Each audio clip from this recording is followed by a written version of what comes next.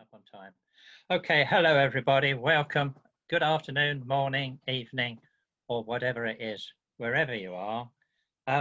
Today we have another foursome, 4x4, in this order: John Baxter, Elaine Bradtke, Bob Askew, and Steve Gardham. Steve is going to be talking about a spreadsheet that he's produced. So I've already put something on the chat list giving you the link to Steve's spreadsheet that you can download later. You don't have to do that now because you'll be seeing it on the screen, but later on. So you don't need to write down the link. It's there on the chat. Well, I suppose you have to write it down from the chat, otherwise you'll lose it. Can't see it. Somebody said something. No, good. Next, we can't see it. I can't see it on the chat. It's there. It's the first message on the chat. It's the only message. Yes. It probably went in before anybody else turned their join, because it's not there for us. It's not there. Those of us who signed on after it was posted cannot see it. All right, I'll send it again in a minute. Okay. The next meeting in a fortnight's time, 4th of October, Paul Burgess, Tim Johnson, Mike Peterson, and Stuart Morgan. Again, a 4x4, 10 to 15 minute sessions. So without further ado, and while I fiddle around with the chat, we're going to go to John Baxter, going to give us a music hall session. Are you there, John? Hi, everybody. Yeah, I'm just making sure I share the screen and my sound. So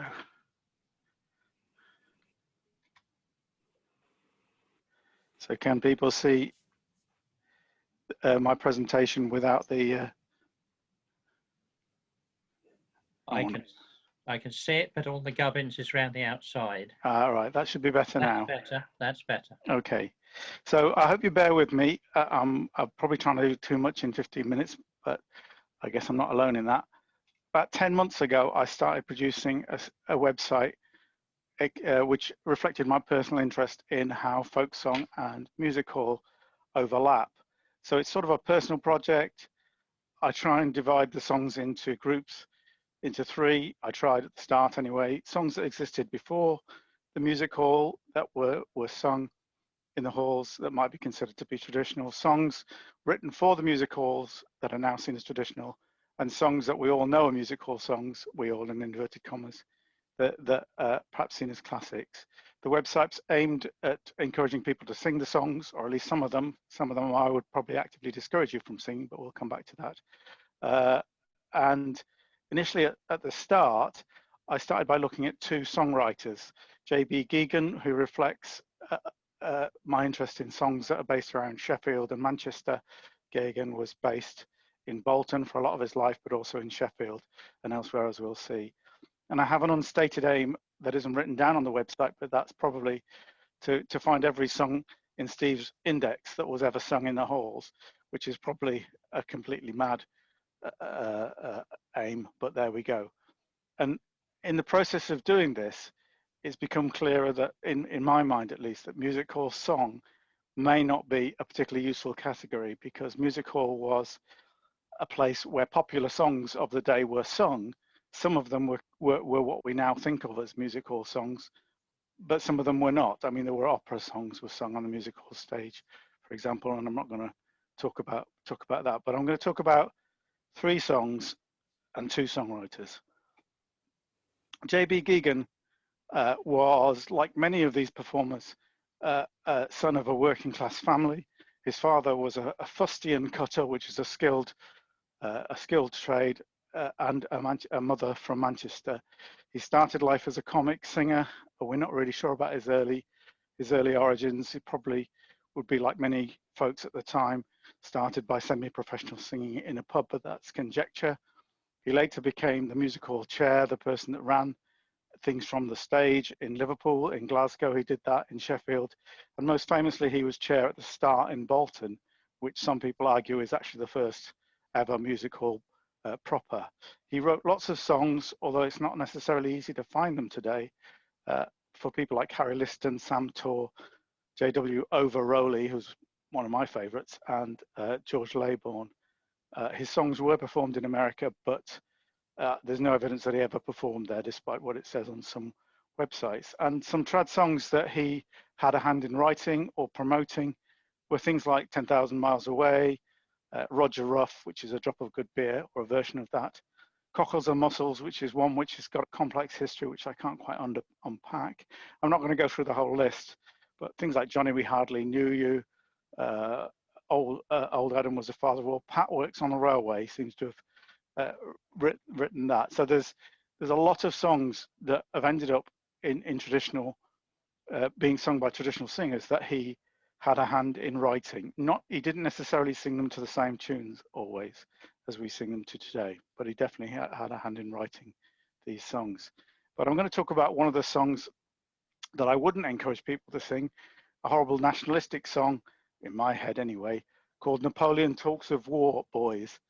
I found this one, or some of the details about it fairly recently, and then of course found out that it was already on Mudcat somewhere, which is something that happens quite a lot. This is a song not about Napoleon I, but about Napoleon III. In the 1860s, there was fears of invasion, and there was the launch or the popularity of the Rifle Volunteer movement, which was an attempt to recruit respectable people to the army so as to defend our shores against European invasion, because people were worried about the growth in power of Napoleon III. And he wrote this song when he was based in Glasgow. I haven't got a recording of the full version, but the first few lines are: Napoleon talks of war, boys, and boasts his mighty force, but vain his aim, despite his name, to ride the world's high horse. And I'll play you a little bit of the chorus as it's sung today. It's the theme song of Hunslet Rugby Football League Club. We swept the seas before, boys, and so we shall again. So we shall, so we shall, so we shall again. We swept the seas before, boys, and so we shall again. So I think it's quite interesting that a sort of martial song designed to recruit people to the Rifle Corps should be still used in a rugby football league club today. I think that's quite interesting. The song, well, how can we measure that? How can we know that it was a hit? Well, partly we know because of newspaper reports. The Glasgow Herald reports that within 6 months of the song first being advertised, it was being sung by the Volunteer Rifle Corps themselves as they marched along.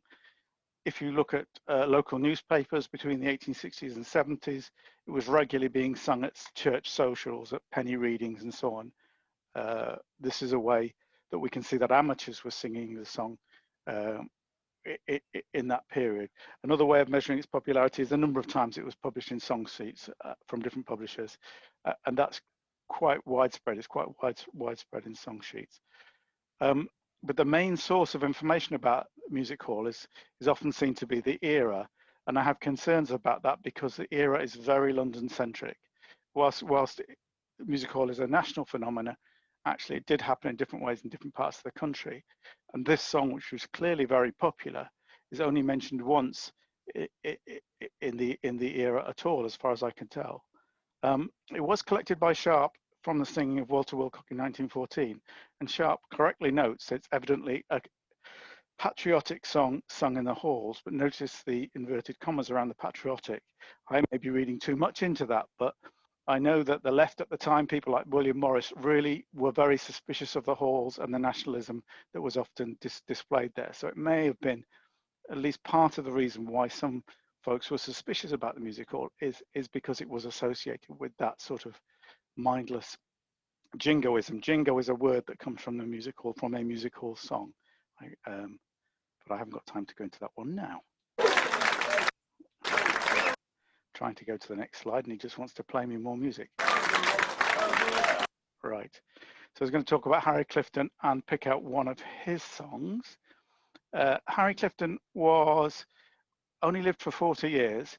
And for a long time, I thought, well, that was, you know, a heavy living of the high life of being a music hall performer. But actually, the average life expectancy at that time was about 40. So it's not unheard of that someone would only live 40 years. But in his 40 years, he wrote a hell of a lot of songs that have come into the tradition. I should say that a lot of this work has been done by, a lot of the work, what I'm putting on my website has been done by other people. Some of it is new, but a lot of it has been done by Steve Gardham.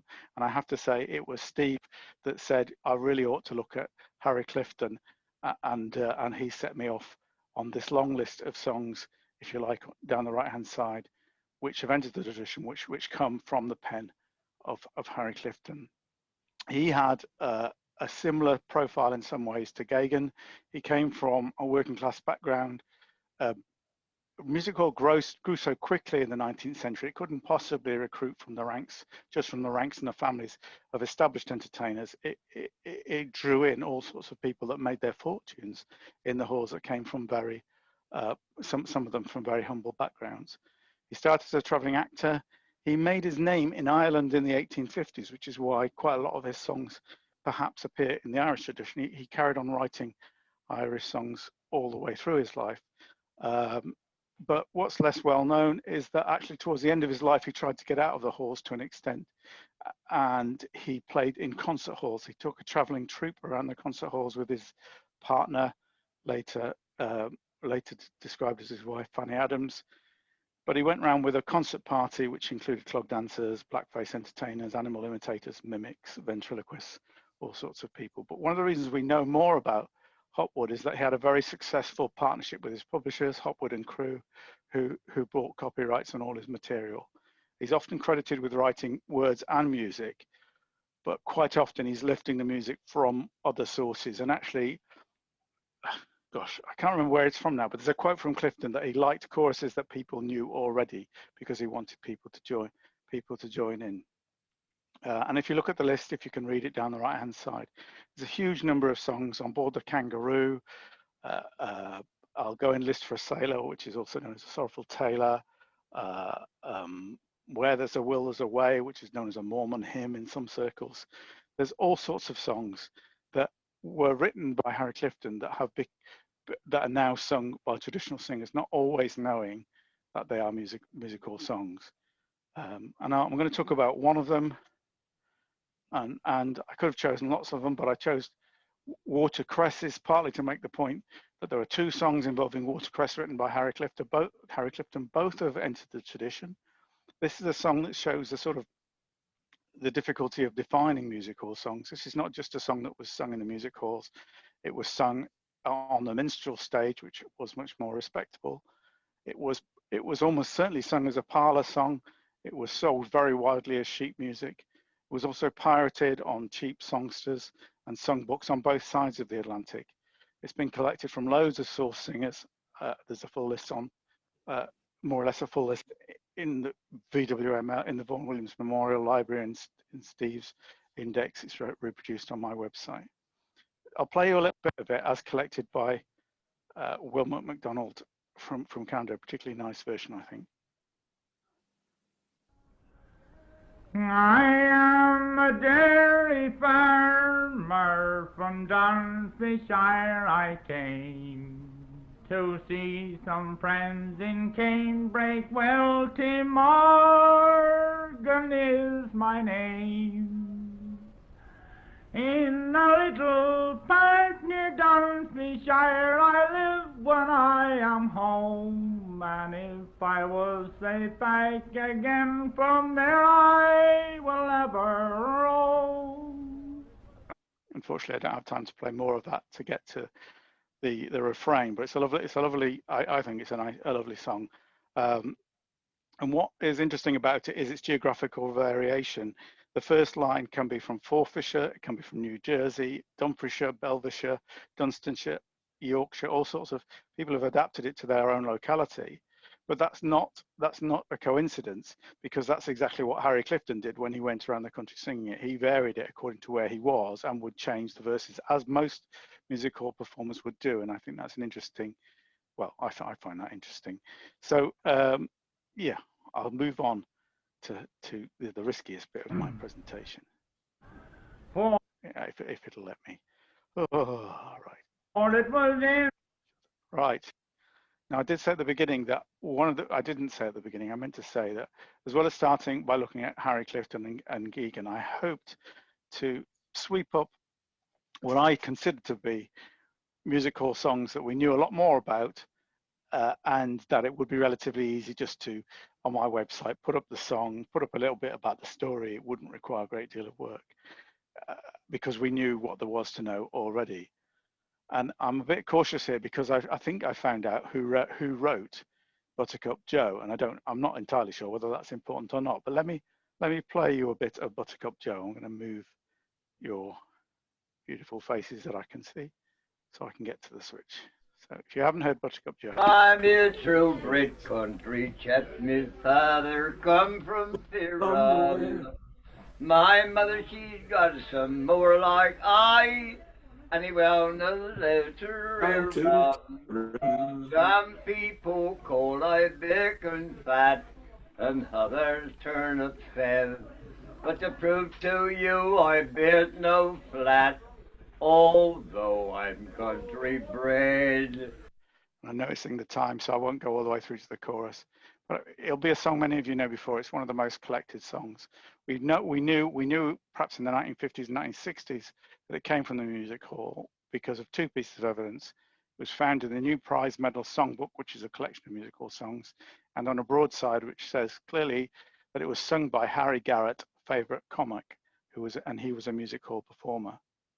So I did some research on trying to find out more about Buttercup Joe. And in 1872, someone called Daniel Moore, who was a blackface performer, claimed to be the composer of Buttercup Joe. He didn't just do this once; he published it multiple times in the era.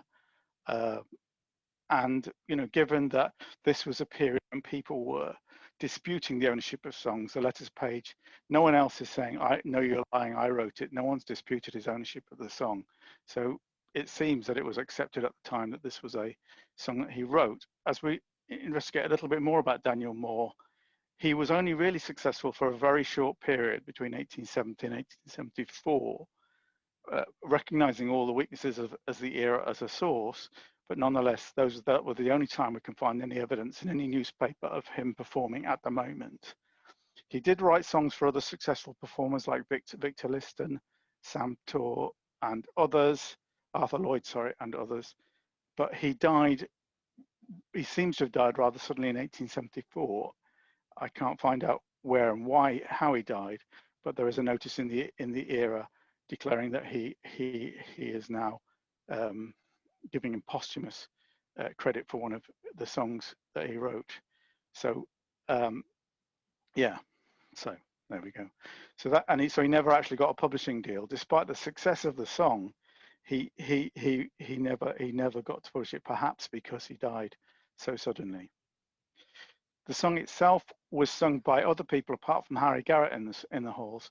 There's no evidence from newspapers that Harry Garrett ever sung the song, but I assume that if he was producing penny song sheets to sell to his audience, it's very likely that he did. But others that sang it were Charles Laurie, who was a very well-known performer in the 1870s. But by 1875, there's a lovely review. We haven't got time to read quotes from it, really poo-pooing a performer that was singing Buttercup Joe because it was so overdone. So by 1870, it was a new song, everybody loved it. 1875, old hat, any performer that was doing it was considered to be, passé. It was revived in the whole, again, if you go through, it was being sung by amateurs in smoking concerts, in penny readings, in all those sorts of places between 1875 and 1900, but not before then. So it doesn't seem to have existed before 1870 or so. It was revived on the musical stage in the 1890s, but I think by that stage it started being collected by folk song collectors. So it's a tiny little detail. I'm not even sure how important it is because I'm quite new to all this, but I think I found out who wrote Buttercup Joe. But does it matter? I don't know. That's me done. That's my 3 songs. Thank you, John. That was excellent. And some very surprising things on that list, on all the lists that you put up. So as usual, we'll have questions at the end. Just before we move on, people have been asking on the chat about whether the screenshots that will be made available. I'll say something before the end of the meeting, because we have been talking about how things will be made available. So we'll tell you something in a minute. So we're moving on to Elaine Bradtke in America. Are you there, Elaine?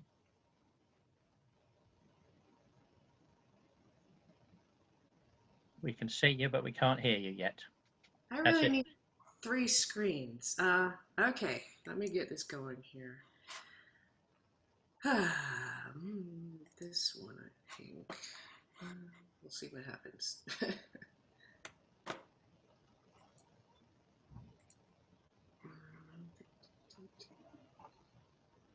All right, now, how's that? Nothing yet. Nothing yet. Oh, Okay, back to the drawing board. Hang on. That one. Something is, yes, we have Sam Bennett songs. Okay, right. Too many things open. Okay, Sam Bennett was born in Ilmington on the 5th of November in 1865. He was the 7th of James and Martha Bennett's 11 children. As a lad, his father gave him a second-hand fiddle, and though he's mainly known as a fiddle player, he also sang quite a few songs. He couldn't read music, but he had an excellent memory and an inquisitive mind, and he seemed to absorb music like a sponge. He wrote the following statement to the Stratford-upon-Avon Herald on 18 August 1910. Quote, "I have played more than 100 tunes on the fiddle in an evening and know more than 40 songs, while the country dances I picked up from bands of old fiddlers as they were danced a quarter of a century ago." And as an adult, Bennett's main income came from selling fruit. He had a van for his work, and this enabled him to travel further afield. He loved to perform, and he had a great enthusiasm for local customs and traditions. And this is his letterhead. He wrote several letters to Douglas Kennedy, actually. He also shared his knowledge freely, both with collectors and the village children. He trained several groups in Morris dance and country dance style and maypole, and Bennett and his dancers appeared in many photographs over the years. During his long life, he seemed to attract folk music and dance collectors like flies to honey. The first was Percy Granger, a proponent of the phonograph as a tool for studying folk song.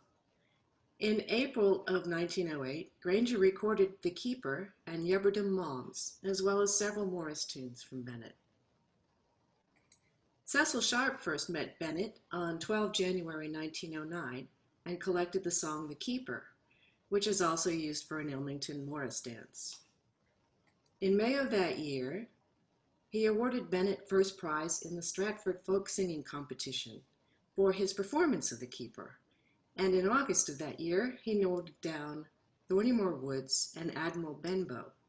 He also noted a few songs associated with Morris dances. Clive Carey collected 9 items from Sam Bennett, only one of them with words, "We won't go home till morning." This is a song associated with dance, and interestingly, it's the only one in Carey's collection that was dated 1910. It was noted down at the Esperance Club and subsequently published by Mary Neal in the 2nd volume of the Esperance Morris book. George Butterworth collected a few songs from Sam Bennett, though it's difficult to date them. He may have collected them when he was out hunting for Morris dances in 1912 and 13. All of the songs he collected from Bennett had some sort of dance connection. After the First World War, It took a while for the collectors to return to the field. James Madison Carpenter was in Oxfordshire in the spring of 1933, where he met William Wells, Sam Bennett, and William Kimber, and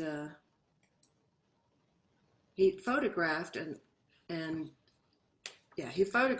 Bennett in Bampton when he was playing for the Bampton Morris. But the recordings that he made of Bennett were not made during the dancing. He subsequently traveled to Warwickshire, where he recorded John Robbins in Bidford and Sam Bennett in Ilmington. And this is a photograph from the Carpenter collection of a group of children dancing the maypole in front of Sam Bennett's house. The songs and dance tunes that Carpenter collected from Bennett provided the broadest view of his repertoire, and he wasn't focused on any one genre. Although not the first to record Bennett, he certainly recorded more of his repertoire than anyone else. After the Second World War, Peter Kennedy, working for the BBC, recorded Bennett between 1946 and 1950, when Bennett would have been in his 80s. Far from a feeble old man, he held a harvest home party for his 83rd birthday, where he celebrated by dancing a jig, singing, fiddle playing, and telling stories. Kennedy later released recordings of Bennett on his Folk Tracks label in 1975. Kennedy recorded a few of Bennett's ballads and songs that he had not sung for earlier collectors. Did he continue to learn songs throughout his long life? A closer look at some of Bennett's songs, and we see indications of a creative streak. For instance, his rendition of the infamous Black Joke is probably the tamest on record. This may have something to do with his longtime involvement in teaching the village children. And I'll give you a little clip of it here.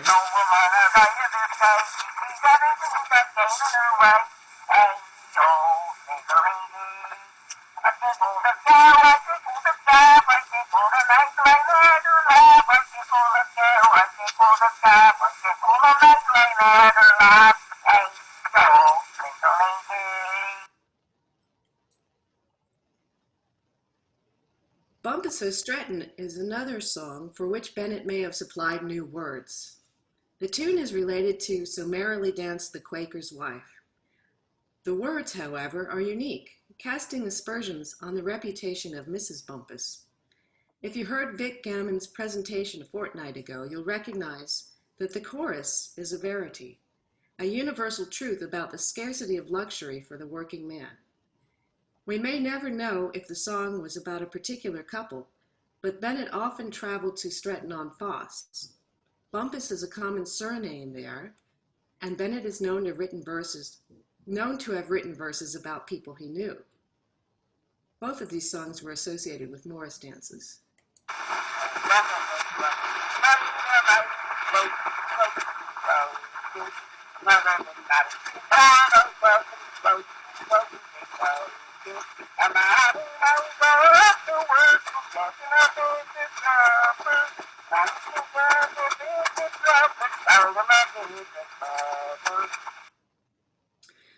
And yes, the quality from the Carpenter collection is sometimes a little hard to listen to.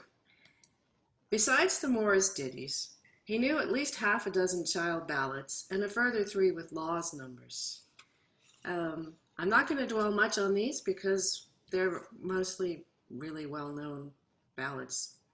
Some of the songs he knew had a rustic flavor, such as All Among the Hay, published in New York in 1870 and attributed to Harry Miller, Buttercup Joe, which we just heard about, which was popularized by Albert Richardson's recording in 1928 and traced back to a broadside printed in Manchester in 1870. Jimmy the Carter Lad, very popular among, well, actually, Manchester circa 1870, sorry about that.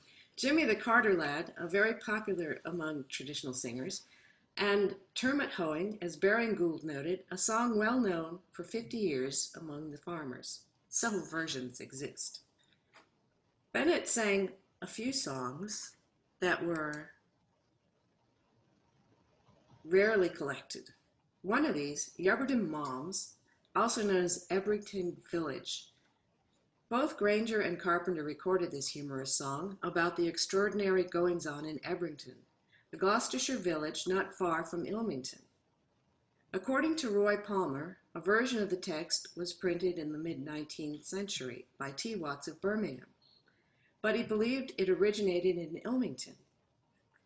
Here's another short clip from the Carpenter collection, and it starts where the orange arrow is pointing.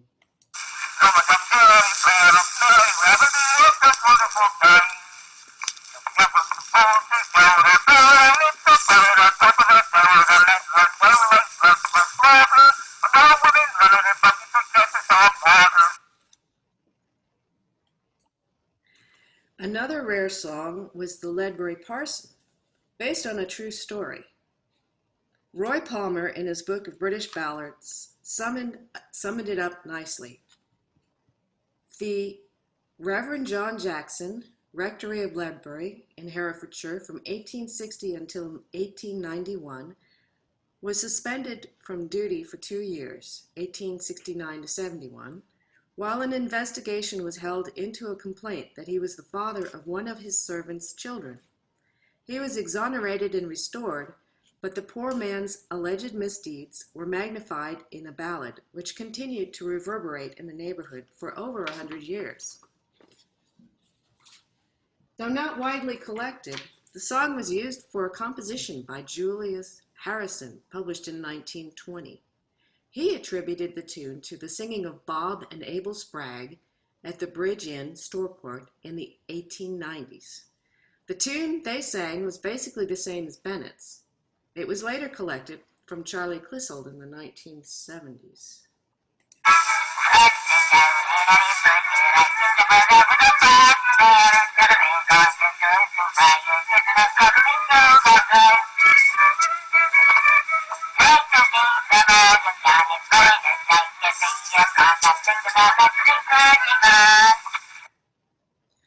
And that's one of the examples where Bennett accompanies himself on the fiddle, and I am amazed that Carpenter was able to record both of them with a dictaphone.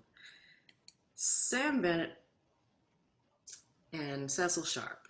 Sharp felt Bennett's revival of the Ilmington Morris was not quite authentic, as his steps differed from those of an older dancer. Bennett worked with Sharp's rival, Mary Neal, and appeared with the Esperance Club dancers, perhaps irritating Sharp by spreading what he thought were Bennett's inaccurate interpretations of the dances.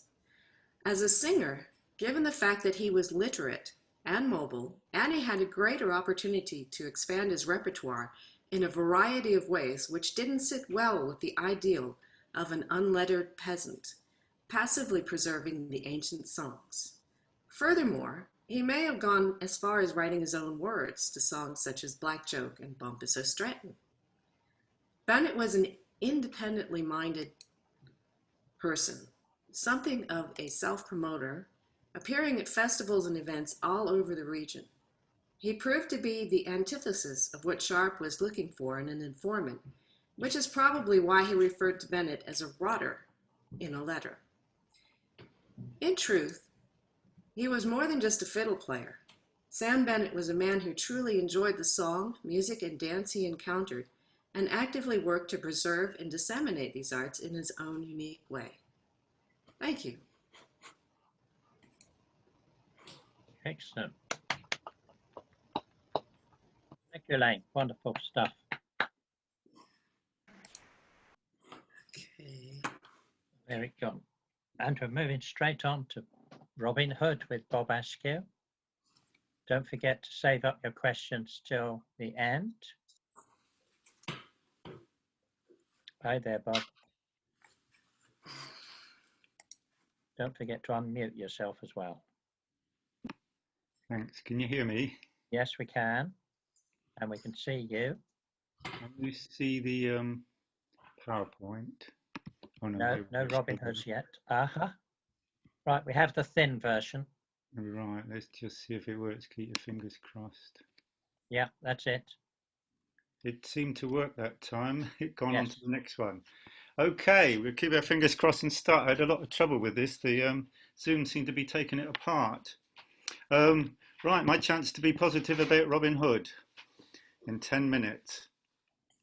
Why does no one sing Robin Hood ballads nowadays? I've almost never heard one in a folk club, let alone in a concert. And yet I'm sure Robin Hood ballads were sung in the community from the Middle Ages to the 20th century.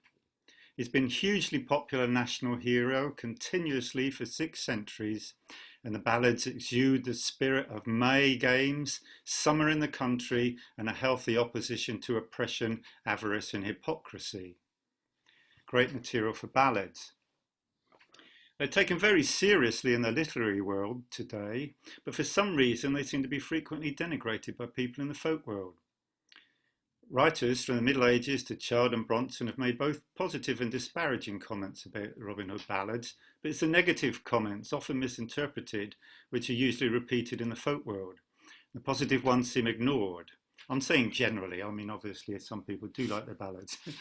This denigration is led, I believe, to so few people wanting to sing them. I've heard so many denigrations when I mention Robin Hood, it's almost like a conspiracy to avoid singing them. So I want to run through these denigrations quickly and counter them before going on to a positive appreciation of the ballads.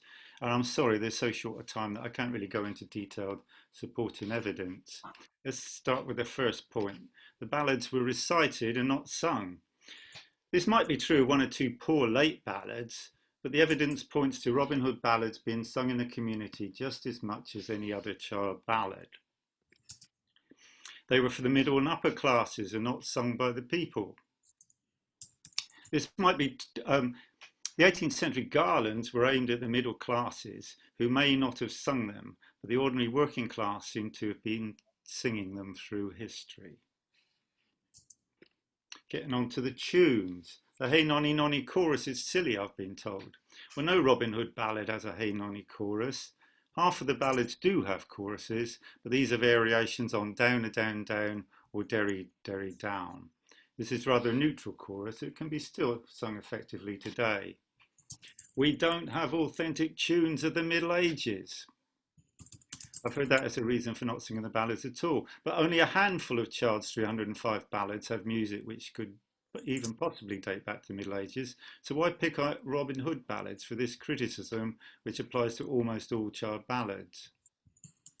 But Bertrand Bronson has traced tunes from the 16th and 17th centuries for all of the important ballads, so we have earlier tunes for Robin Hood ballads than most in the child canon. The tunes are not impressive. Well, it is true that most have ordinary ballad tunes, but these fit the mood of the text well and carry the story well. And again, only a portion of child ballads have really impressive tunes anyway. Let's get on to the text, what it's about. I think Childe slipped from his usual high standards by including a very few poor Robin Hood ballads which he should have sidelined. Comments on these few have had an unfair negative effect on the whole Robin Hood canon.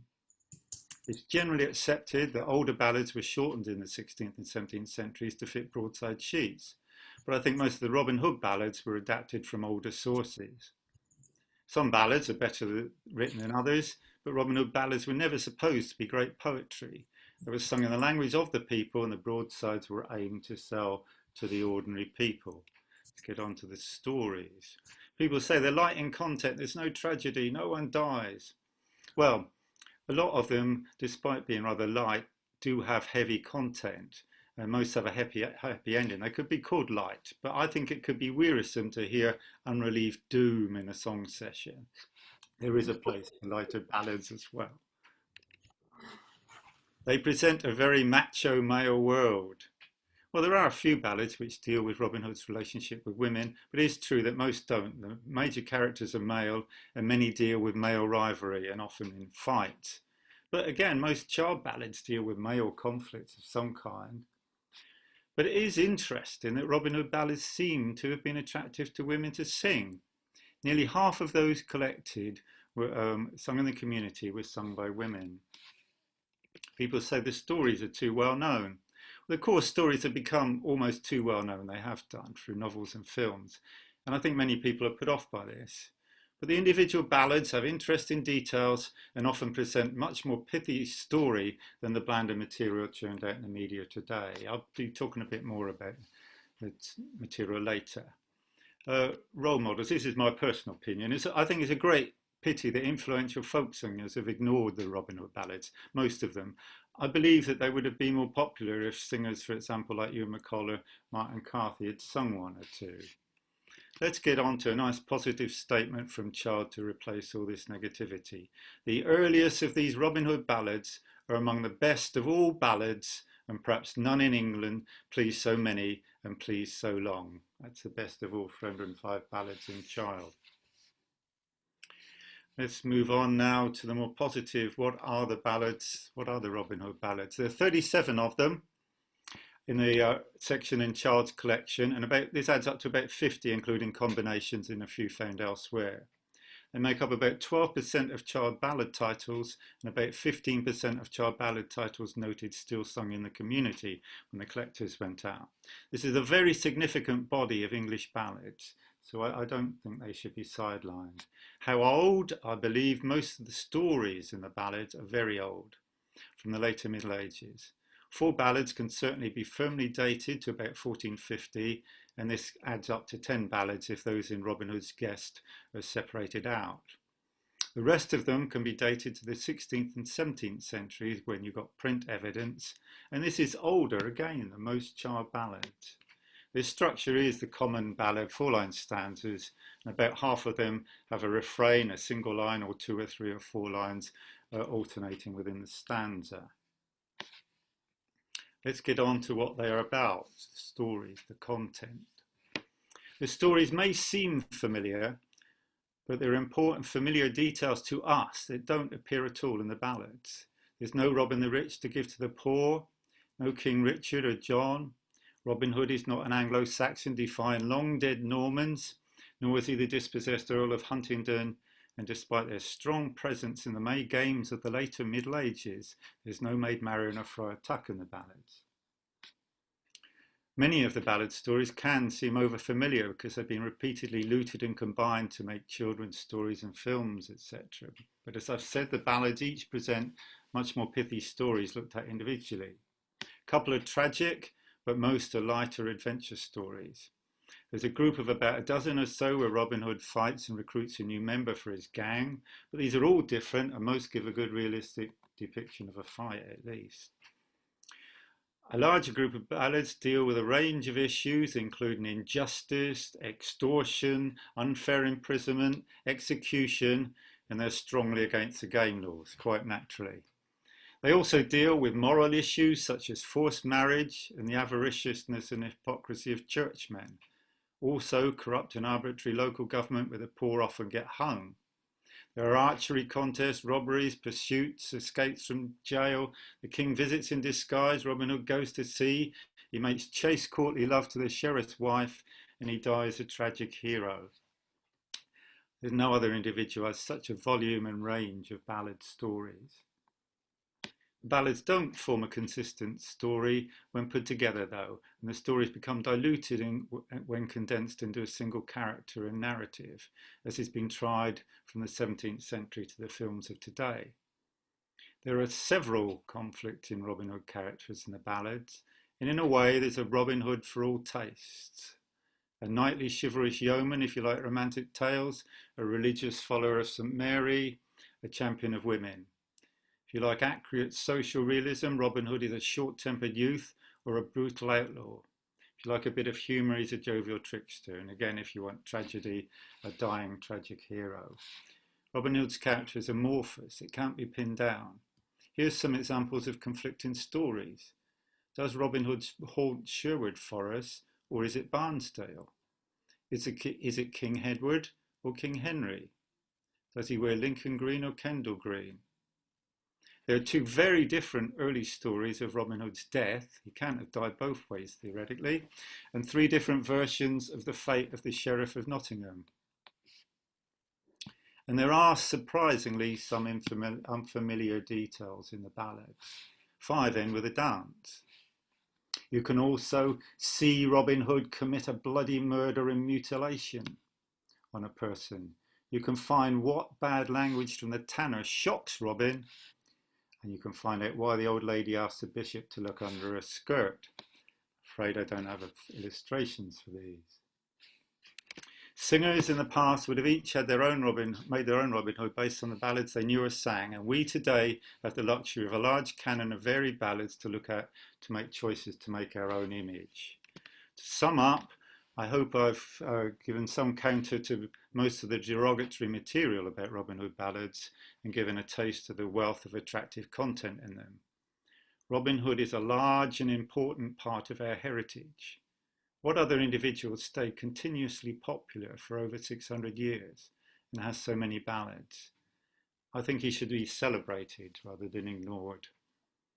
I'm sorry I've had no turn to include sound files, but the best way to appreciate a Robin Hood ballad is to hear it sung, rather than wading through 90 pages of Chard and nearly 50 or so of Bronson. I urge you to look at them again and choose one to sing if you like any. We certainly need something positive these COVID times, and I feel that Robin Hood ballads could breathe a breath of fresh air among all the doom and gloom that we so relish in most ballads and folk songs today. Thank you. Thank you for the chance to be positive about Robin Hood. Thank you, Bob. Don't forget to unshare your screen. I'm just trying to if I can. Oh, Bob. Right. Yeah, we need a Robin Hood Appreciation Society to continue your good work. Thanks very much for that. And our fourth speaker today is Steve Gardham. And I think... Okay, can you hear me? Say it again. Can you hear me? Yes, we can. Yes. Yeah, okay then. Right, shall I kick off then? Please do. I've still got Bob. I don't. I have the gallery of people. Steve's not sharing anything, is he? No, I'm No. just speaking. You can Okay. hear me though? Yes, I can hear you. And can you see me? Yes, So shall I kick off then? please do. Yes. Okay, right. Wave at me if I'm doing anything wrong. Right. Right, okay. I'd like to start by reading a quote from Folk Music Journal, number 4, 1968, by Frank Perslow, in reference to the song Spring Glee. Quote, "The song is obviously a minor art production, but so are a large majority of what we call English folk songs," unquote. Having spent the past 50 years studying the relationship between commercial song and traditional song, I gradually accumulated the earliest extant examples of those that had been part of both genres. My research included detailed analysis of all available versions of traditional songs found in oral tradition in England. It has long been accepted that a high proportion of these songs have their earliest extant versions in some form of urban commercial production, mainly found on street literature.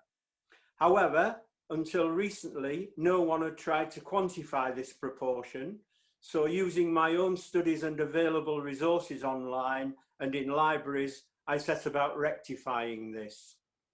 Like Steve Roud, since the 60s, I had kept comprehensive indexes of folk songs and street literature, and in addition, sheet music. The main difference is that Steve's folk song index is very inclusive, covering all of the English-speaking world.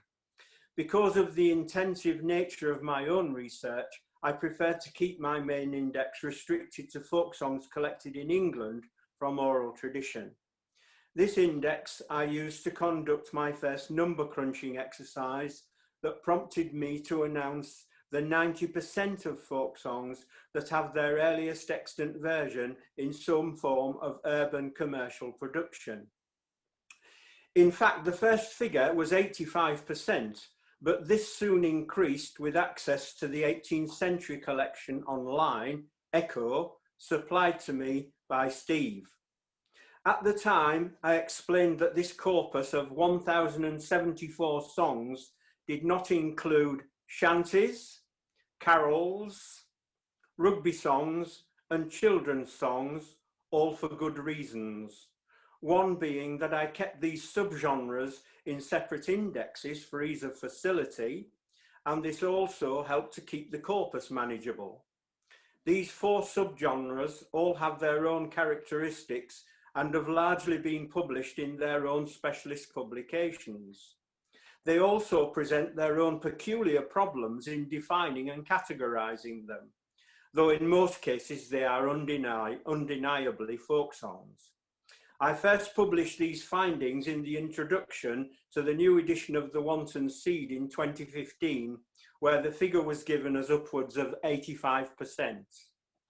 For many years, Steve and I have spent long hours in libraries copying and noting down even earlier versions, but increasingly more of these collections are thankfully appearing online, though some, like Echo, are restricted to academics. Okay, earlier this year, Martin Graeber suggested that because others were now quoting these figures, it would be useful to put some meat on the bones, and further encouraged by Steve, I agreed to produce a database setting out the earliest extant versions of the songs. And it was Steve who suggested the fields and format for the database. However, if this new project was to be under greater scrutiny, I decided that it would be useful to make the corpus much tighter and more finite by culling some of the more borderline cases. Some of the songs in the original corpus used had come from English broadsides, but were only found in other parts of the English-speaking world, so these were the first to be culled. Also, one of the important characteristics of folk songs is they are found in multiple versions, so I decided to cull all of those surviving only in a single version. To be more precise, I only included those that had been found in more than one county, which avoided purely local pieces. Also, to keep the corpus manageable and well-defined, I decided to keep only those songs that had been collected in oral tradition between 1840 and 1940, but did not include the Carpenter collection, as this had not been available when I started the project. I fully accept that some of these exclusions can be interpreted as arbitrary, but without them the corpus would have been unwieldy and less well defined. Having culled all of these items, the resulting corpus now covered 705 songs. The following fields, with the help of Steve Roud, were decided upon. Have we got the... Wake up, Martin.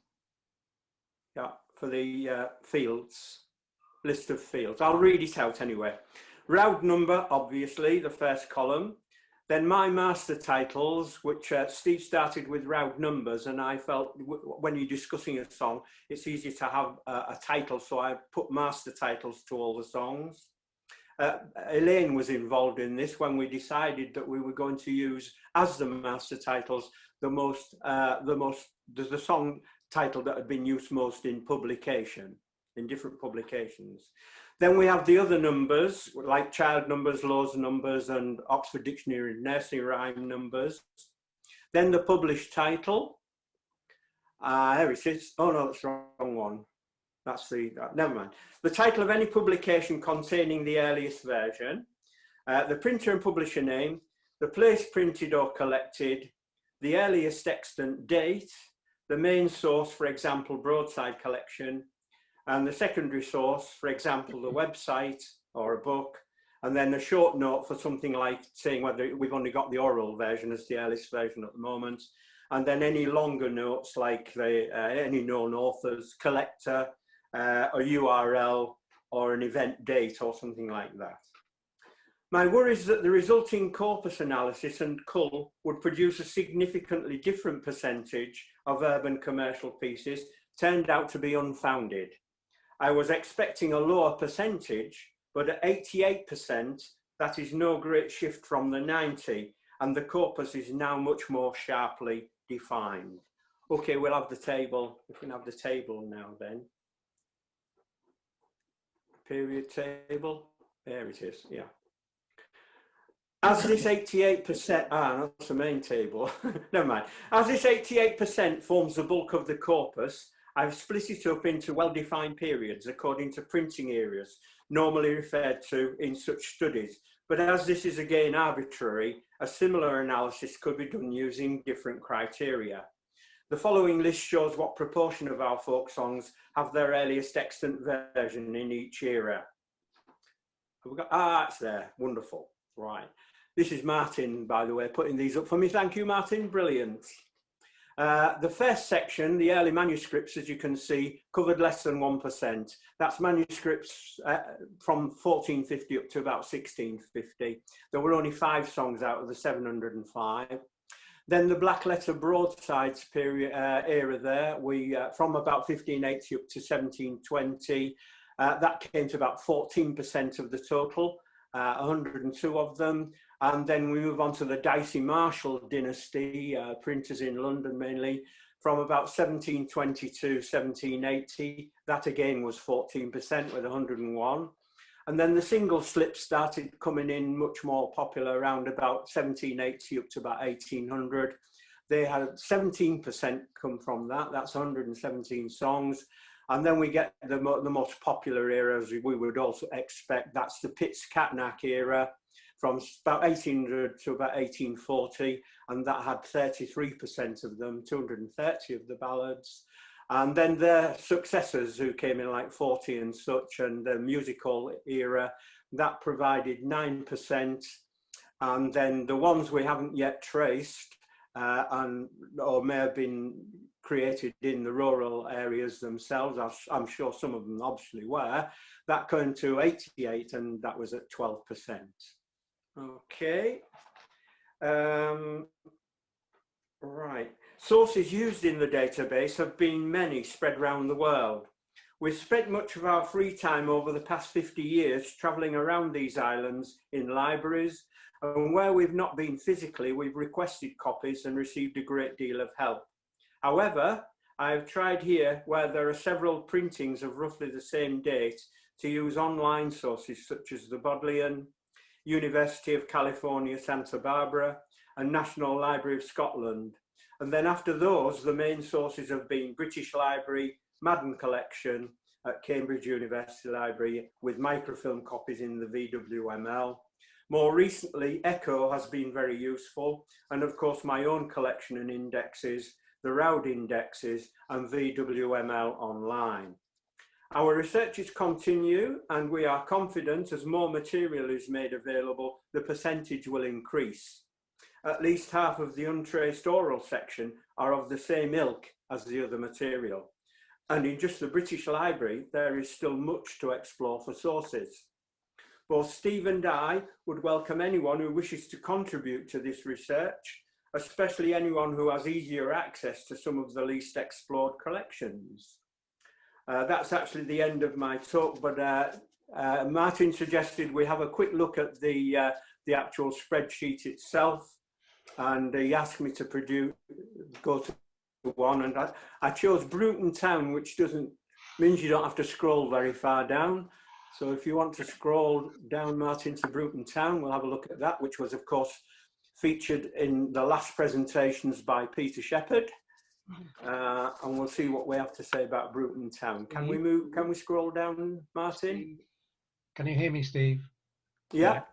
I was going to say what we actually said we'd do was we just scroll across so that people could see all the titles. Oh, okay, then, yeah, no worries. Yeah, do that.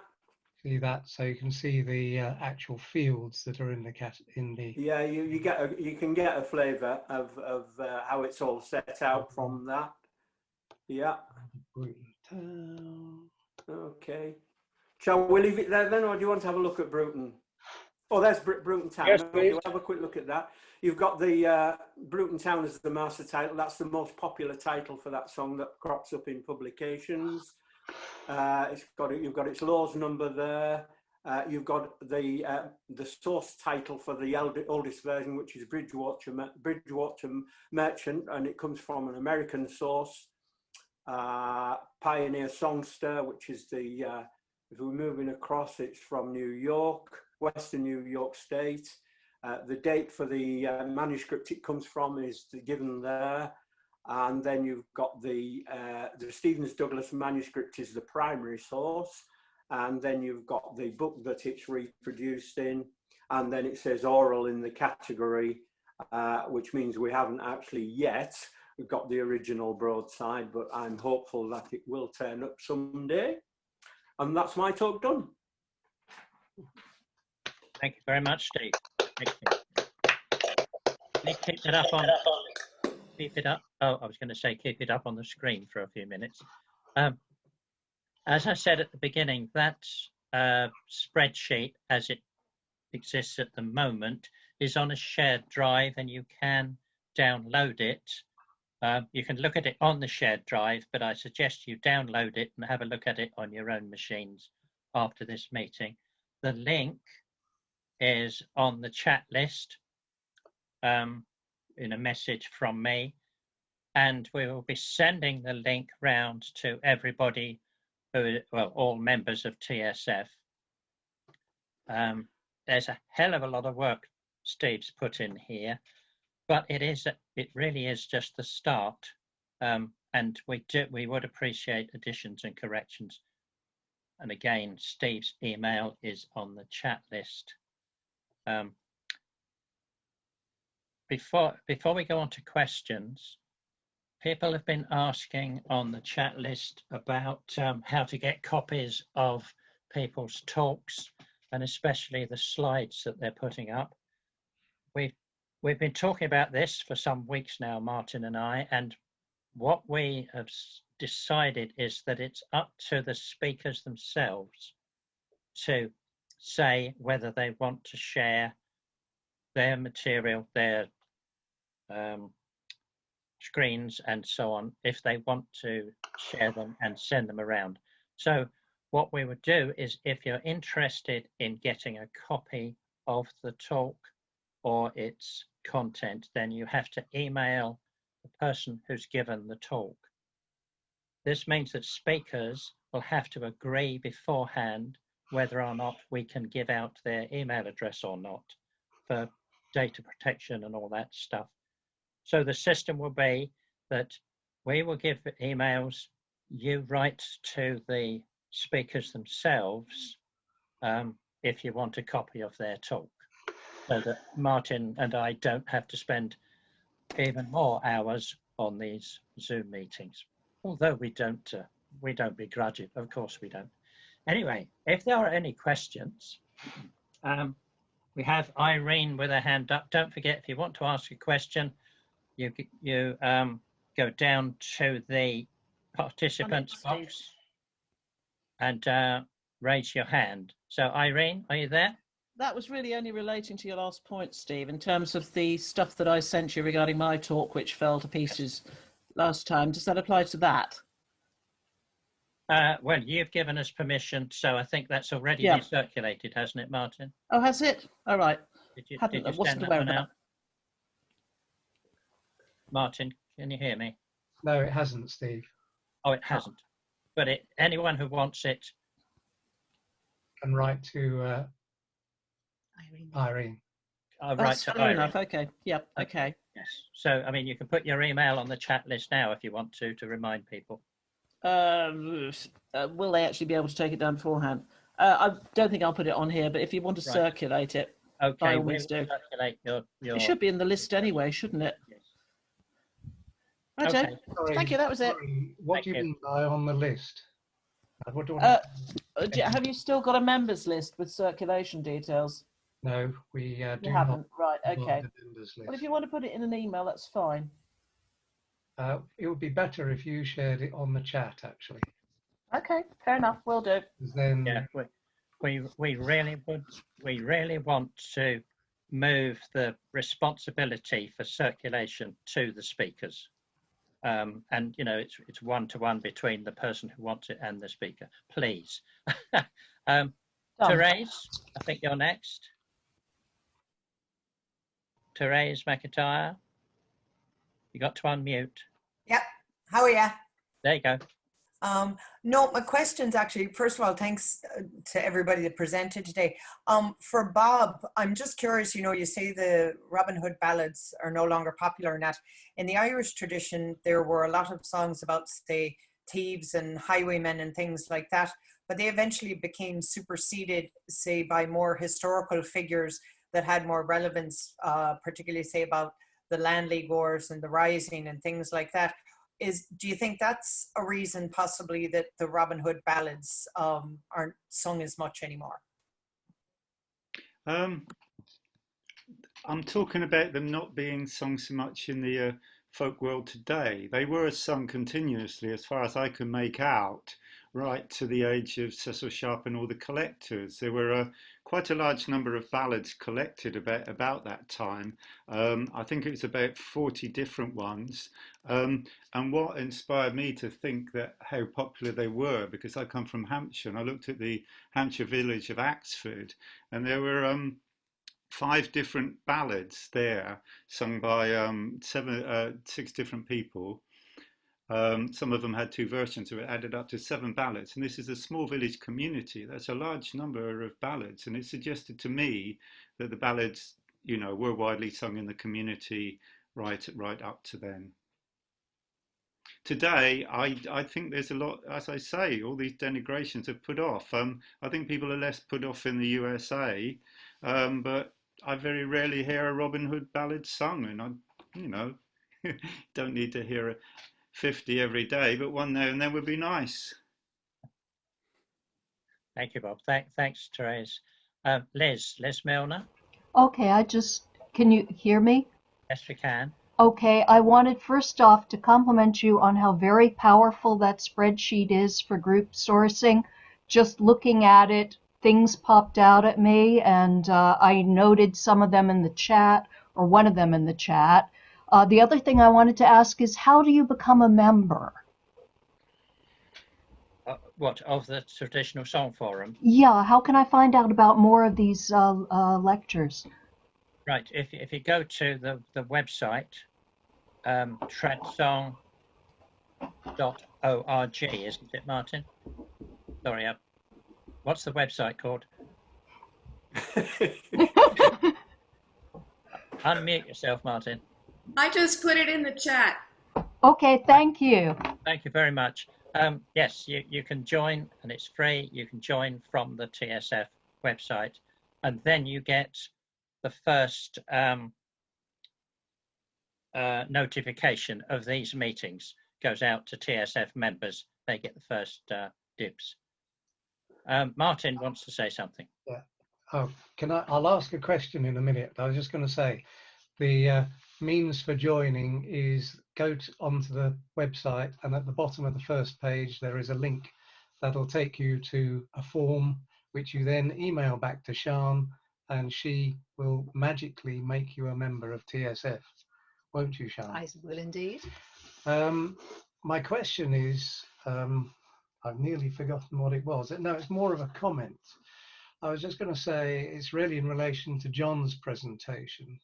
One of the reasons why we don't see more of these music hall songs, parlour songs, and other songs that we know were written in the 19th century is because the early collectors deliberately left them out of what they were doing. And what I'm finding as I'm going through Alfred Williams' collection, who was much more liberal about this sort of thing, is that we're finding those, and as you look at some of these, it is actually possible to find out who wrote them.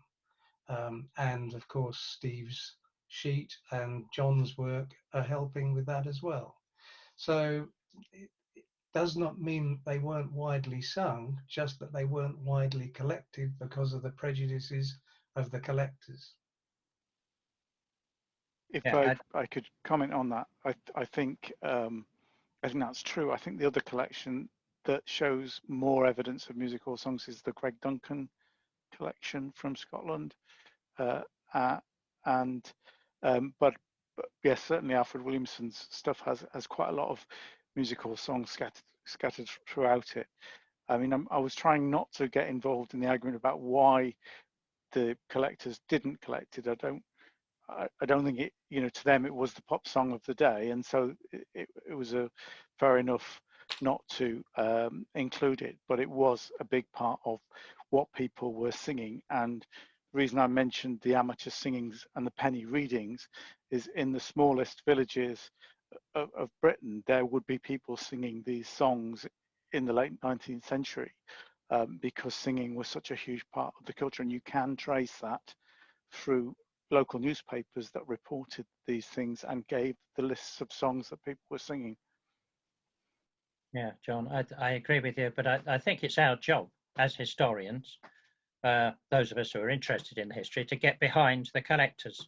The collectors did wonderful things and gave us amazing stuff to work with, but they weren't interested. It wasn't their job to collect everything. They were interested in what they were interested in. It's our job to get, to other sources. And as you say, newspapers are the best at the moment. The online newspaper collections are wonderful. Derek Schofield is our next questioner. Hello. Thank you very much to everybody for their very good papers. Just commenting on the Robin Hood thing, do you think some of the antipathy to singing Robin Hood songs has something to do with sort of like Hollywood and all the films that were put out about Robin Hood? So it was seen to be, I don't know, commercialized. We had the growing up in the 50s and the 60s, the ubiquitous Robin Hood on the TV, children's TV, with that marvelous Robin Hood ballad, which I'll refrain from singing. Oh, the Americans won't know it though, so. Yeah, Robin Hood, riding through the glen. I remember that one. That's enough. That's enough. Oh, sorry, wrong one. But I just wonder whether, the folk scene was seen, particularly in its early days, and you showed the picture of Ewan MacColl and so on, was seen to be looking at music that wasn't commercial, wasn't commercialized. It was the exact opposite of Hollywood imagery, etc., etc. Do you think that's why within the folks, a contributing factor within the folk scene was to not singing the Robin Hood ballads? Well, I certainly think he became over popular in the media. I mean, if he was there in children's books, children's TV, films and that, it's a bit overdone. And the earlier films after Errol Flynn become blander and blander, and I think people perhaps become over familiar. But the early folk scene, I think some of those details I went through, people come to believe. They believe that they weren't sung. A phrase repeated out of context suggested that no one sung them. I think Ewan MacColl is such a powerful force in the ballad world. Loads of people learn ballads because of his research and his way of performing them. But I asked Peggy Seeger a few years ago, Robin Hood seems an ideal person. He's against arbitrary authority, and such, a lot of things that Ewan MacColl would agree with. But she said it's because no one sung them.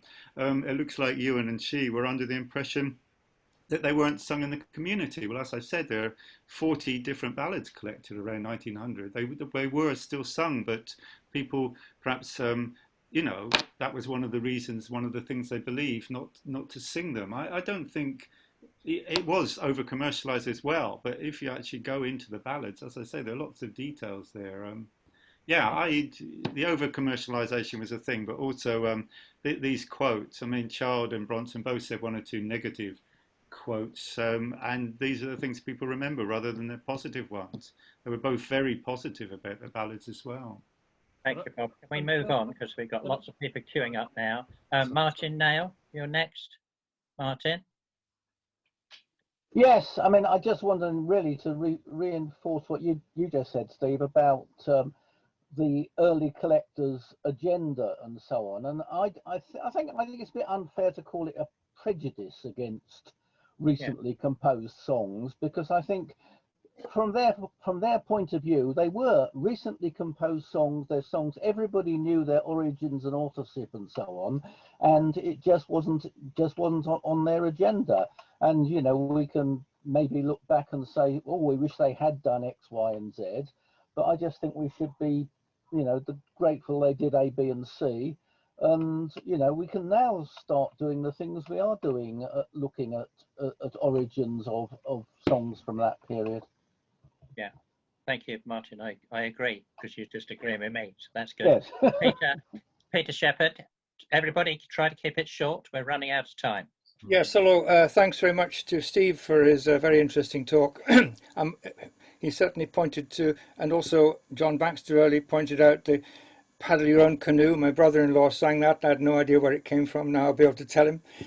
Bob Askew, Bob knows this, so of course, because we did a Robin Hood session at Whitby one year.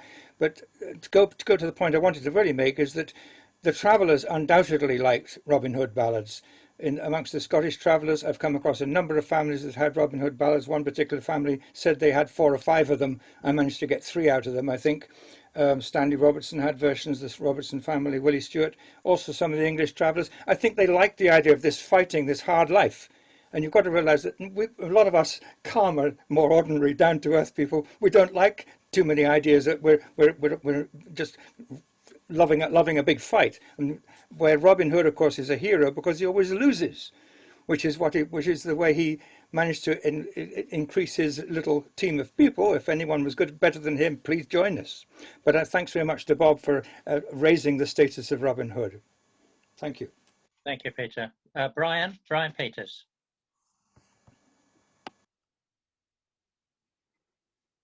Unmute, Brian. Sorry. I think Bob, with the Robin Hood thing, Bob advanced a number of reasons why the revival didn't really take to them. I think the 2 that I thought hit the mark were the lack of darkness in them. I think the revival has been very interested in the Gothic when it comes to its balladry, and there's not a lot of magic, there's not a lot of dark deeds, murder, revenge, and so on. In the Robin Hood ballads that I know, that it tends to be 2 blokes have a fight and they make it up and then drink mugs of ale. Bob's talk has at least persuaded me that I should look a bit deeper for all the mutilations and the revolutionary sentiments and so on. So thank you, Bob, for that. Let's see if there's a sudden resurgence of Robin Hood ballads across the land because of the power of Zoom. Vic Smith, are you there? Vic? Yes, I'm here.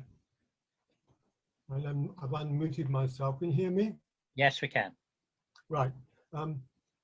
My comment, again, it's about Bob's talk, is that was, why are they not singing folk clubs? Well, the folk club generation were guided by the 2.5 minute, 3 minute pop song.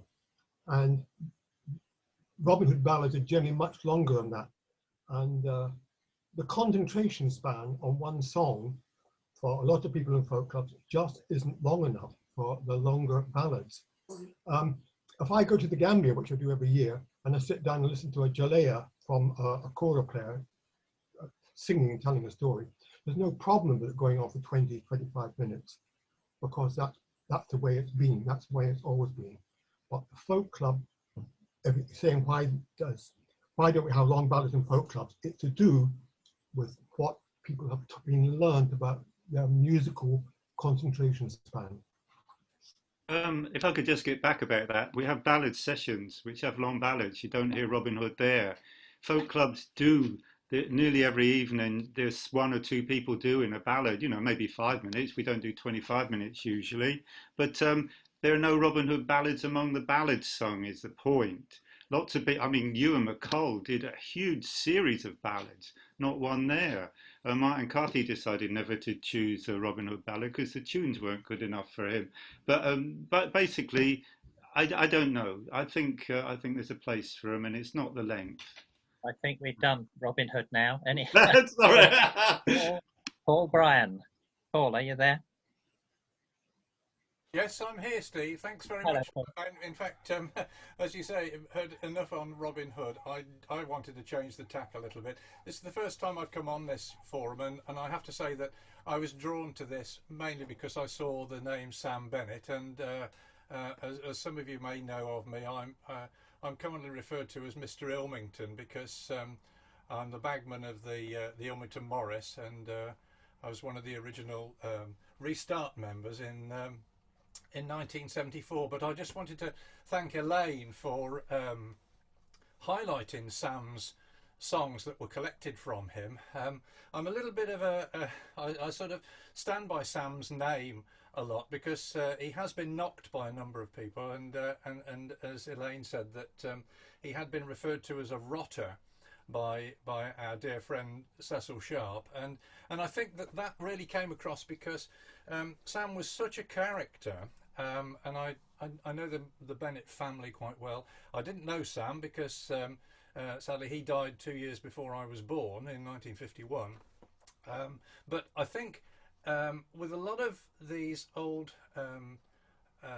characters that sang songs, when somebody came along to collect from them, probably initially they were quite sort of proud of the fact that somebody should actually take an interest in them, but it depended on how interested the person was and how probing they became.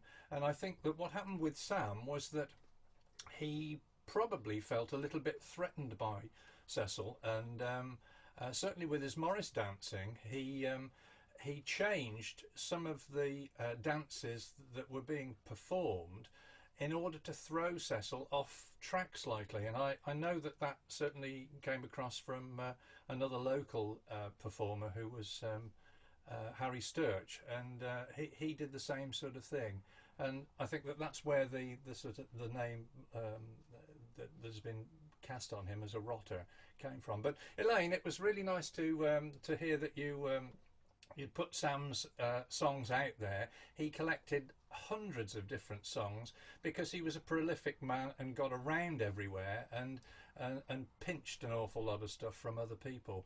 And if I could just relate a little tale about him that my mum tells me about, that he didn't approve of modern music. And the village hall in Ilmington is opposite his house, and he used to come out onto the steps, and whenever there was a dance in the hall there, which was usually played for on records, he would sit on his steps and play his fiddle in opposition. And just recently we've come across a film from the South Carolina Institute only last year of an excellent recording of Sam actually coming out of the granary door, sitting on his steps and playing and singing as well, and the clarity on it is unreal. I mean, it was dated about 1926, I think, which was one of the first recordings with sound on it. But if you haven't had a chance to have a look at that, we're going to try and put it on the Morris website. But anyway, my main comment really, Steve, was to thank Elaine for putting dear old Sam on there for us. Thank you, Paul, and welcome to our sessions. Elaine, did you want to say something? I know Sam Bennett was in a film before The Jazz Singer actually came out, an early sound film by DeForest, but I haven't heard of this other one, so that's interesting. So he's been in 2 films now. He's quite a local rock star. Was an outtake, actually, Elaine. It was an outtake from Fox News, and it was on the occasion where Sam had been drawn over to the States by Henry Ford, and, because of his song and his dance. I'm not too sure why he went there. I don't think he went to teach Henry Ford Morris dancing or any singing, because I don't recall him ever performing in that ilk. Henry Ford was fascinated with fiddle playing. Henry Ford was. Okay, yeah. Yes, and there are 78 of fiddle players who have been brought together by Henry Ford. Okay, that would be. For Elaine's interest, though, I'll send you the details of where you can get that film, or I'll send you a copy of it. Okay, thanks. Okay. Can I ask a question of John Baxter? On your list was Bring Back My Barney to Me, which you said was a Harry Clifton, the basis of Bring Back My, My Bonnie Lies Over the Ocean. Is there evidence that Clifton wrote that? I think the best evidence is that he wrote a song called My Barney Lies Over the Ocean, which was sung by his... It's the same song. It is the same song. But did he write it? That's my question. Yes, he wrote the original version, Barney. It became... it was parodied as Bonnie at some point, probably in America, and then that song became more popular than the original, and the original more or less disappeared. But he did, as far as we can tell, the best evidence is that he wrote the original. Different tune. Yes, different tune. Ah, that's a good point. Okay. Thank you, everybody. I was going to say ladies and gentlemen, but I don't know if that suits the present clientele. But thank you to our 4 speakers today. An excellent session. Well, 5, because I think Robin Hood should be counted as one of our participants today. So a round of applause for everybody, including Robin Hood. That's lovely. And if you are members of the TSF, you'll be getting the usual newsletter very soon, packed with information. Don't forget our next session in a fortnight's time, October the 4th. Same time, same place. So unless Martin wants to tell me off for not saying anything, I think we're all okay. So thanks for coming, and goodbye.